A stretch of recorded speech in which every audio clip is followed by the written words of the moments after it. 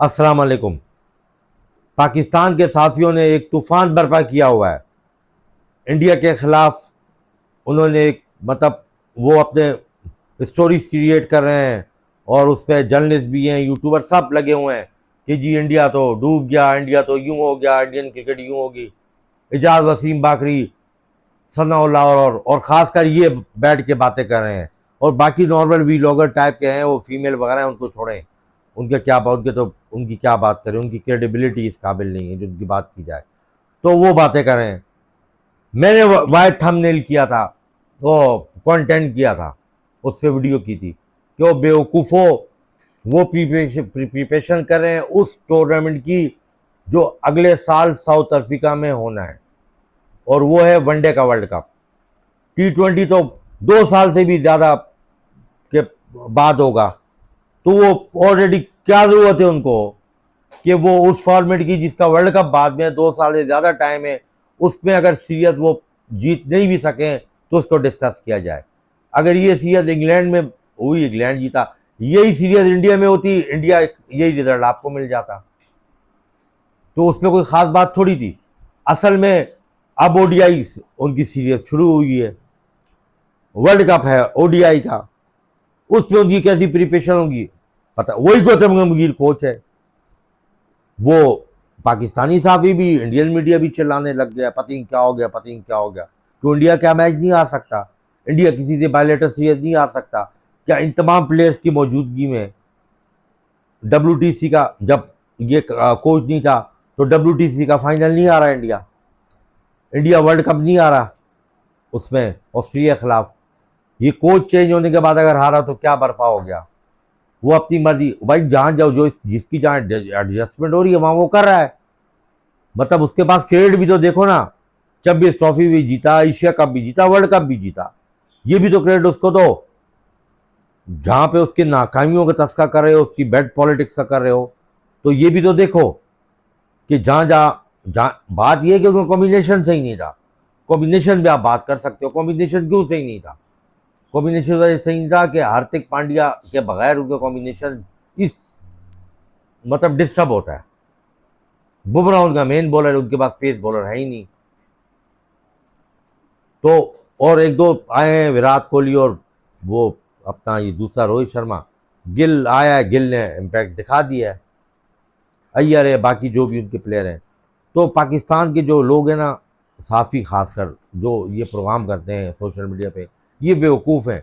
ये एक बात पकड़ लेते हैं, बताओ होता क्या है? होता ये है, जैसे मैं आपको एक मिसाल दूँ, कोई मैच एक होता है, एक सीरीज होती है, ये उसको पकड़ के पूरा अपना कंटेंट कर लेते हैं। लोग देखते हैं, वाह वाह यार, ये तो सही बोल रहे हैं, ये तो ऐसा हो रहा है, ये तो ये लॉन्ग टर्म क्रिएशन। क्रिएशन का मतलब है वो बात जो सालों बाद जाके एक प्रोसेस, समझते हैं, एक प्रोसेस के थ्रू कंप्लीट हो। वो ये करते ही नहीं है, क्योंकि उसमें मिर्च मसाला नहीं लगा सकते ना। मिर्च मसाला कैसे लगाएंगे? इंडिया की बैट परफॉर्मेंस, गौतम गंभीर जी वो पाकिस्तान वाली पॉलिसी अपना ली है। अब लोग देखते हैं कि पाकिस्तान वाली कौन सी पॉलिसी अपनाई है, तो वो अपने को अट्रैक्ट करने के लिए व्यूअर्स को ऐसे बेवकूफ़ किस्म के स्टूपिड, और अपनी जो चैनल की फॉर्मेलिटी है वो पूरी करने के लिए कि रोज़ाना 2-3 वीडियो बनानी है, वो बेवकूफ़ों वाला और एमको वाला और पागलों वाले प्रोग्राम करते हैं, और पता नहीं व्यूज़ और कमेंट्स कहाँ से मिल जाते हैं इनको, इसकी तो मुझे समझ नहीं है। आप मेरे चैनल पे लाइक कमेंट ज़रूर करें, लेकिन सब्सक्राइब ज़रूर करें। और आप एक काम किया करें, आप इनका प्रोग्राम भी आप देखा करें और आप मेरा व्लॉग भी देखा करें, और फिर आप मवाजना करके ख़ुद फैसला किया करें कि किसकी बात में क्रिएशन है, लॉन्ग टर्म प्लानिंग है, और उस बात में वज़न है। आप खुद फैसला करें, समझ रहे हो ना? दम दम खम है जिसकी बात है। तो कहने का मकसद ये है कि ये तो होगी क्रिकेट की बात, अभी आगे भी क्रिकेट में कंटेंट करेंगे बेशुमार। अब आपकी टीम टेस्ट सीरीज खेलेगी, फिर उसके बाद होम सीरीज है, बहुत क्रिकेट उससे ही बात होगी। फाइनल है, सेमीफाइनल है फ्रांस और स्पेन का। दोनों एक दूसरे खेल से वाकिफ हैं। 2021 के यूरो में फ्रांस को इसने हराया, स्विट्जरलैंड ने। अब बात यह है कि दोनों में से मजबूती के लिहाज से तो जाहिर है फ्रांस का तो है मजबूत, लेकिन स्पेन वो टीम थी जिसको किसी ने डिस्कस नहीं किया। मैंने अपनी वीलॉग में डिस्कस किया था, अगर आप मुस्तकिल बुनियादों पर देखें, कोई स्पेन का नाम नहीं ले रहा था। अर्जेंटीना,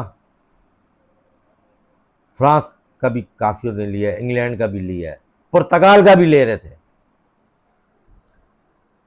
बल्कि इंग्लैंड का, इसका फ्रांस का तो कोई ले रहा नहीं था, ज़्यादातर इंग्लैंड और इसका क्या नाम है जो मैंने अभी आपसे बात की, अर्जेंटीना, हाँ न, पुर्तगाल और अर्जेंटीना, इनके नाम ले रहे थे, इन 3 टीमों के, ये 3 टीमें, ये 3 टीमें। मैंने कहा था कि ये टीम चुपके से आ जाएगी, कुछ पता नहीं है। फ्रांस और स्पेन में जो मुकाबला है 70 और 30% होगा। फ्रांस के 70% चांस है, स्पेन की 3% है, और इसमें प्लेंटीज भी शामिल कर लें। लेकिन मैंने कहा था कि मोरक्को और फ्रांस में से जो क्वार्टर फाइनल जीतेगा वो आगे तक जाएगा। तो फ्रांस अगर आगे तक चला गया तो मेरा ये एनालिसिस भी सही साबित होगा। उसके बाद नेक्स्ट कंटेंट में किसी और टॉपिक पे फिर बात करेंगे।